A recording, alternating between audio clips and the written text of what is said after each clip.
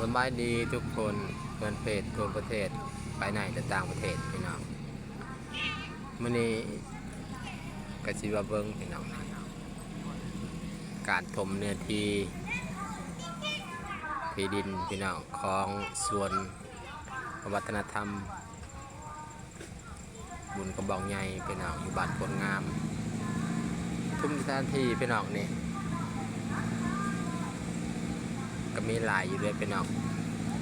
เพราะว่ามีตั้งเฮียใหญ่ใจดีของเราคนมาช่วยเหลืออันนี้คือเป็นการอาละไมพื้นที่พี่น้องที่มันเป็นหลุมเป็นน้องพี่น้องต้องได้ทมมันสะอาดพี่น้องเพราะว่ามันก็ใกล้สิฮอดงานกระบอกใหญ่แล้วพี่น้องใกล้สิฮอดงานกระบอกใหญ่แล้วพี่น้อง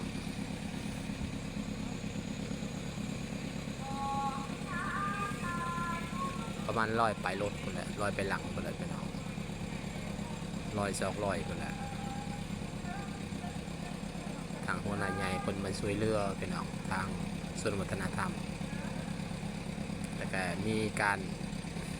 ปิดทางอีกหน่อยนึงพี่น้องปรับปรุง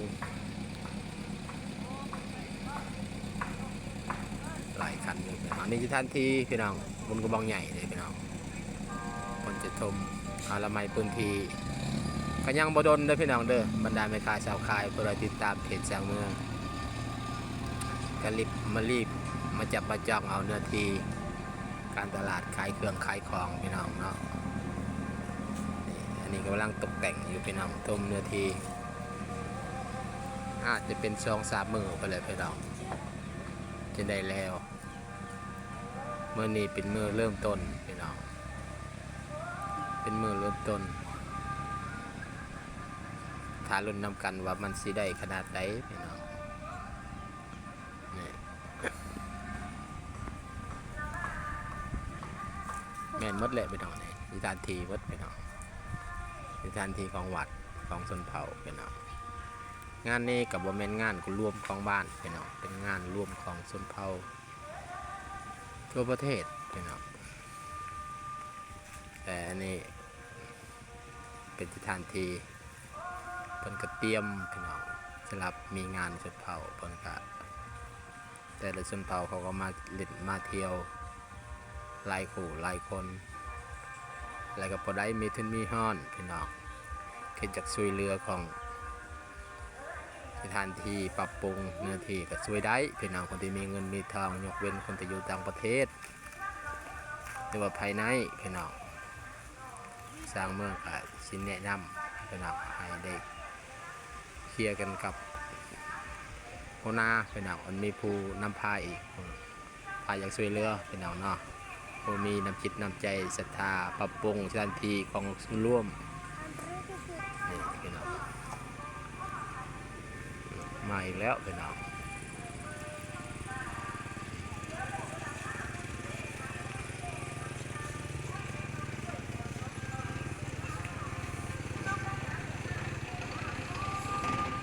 มื้อนี้เป็นมื้อเริ่มพี่น้อง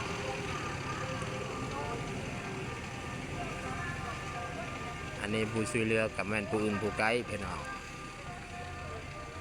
ฐานมอดร.พรสวรรค์มาช่วยเหลือพี่น้องคนผู้ใจบุญใจกว้างพี่น้อง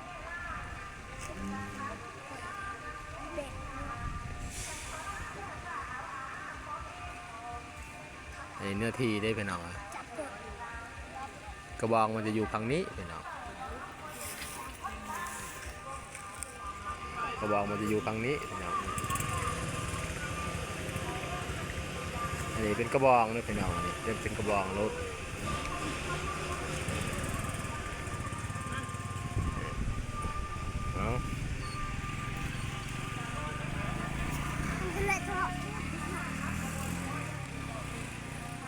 ถ้าว่าสิ้นจบเพียงเท่านี้เดี๋ยวพี่น้องเด้อบ๊ายบาย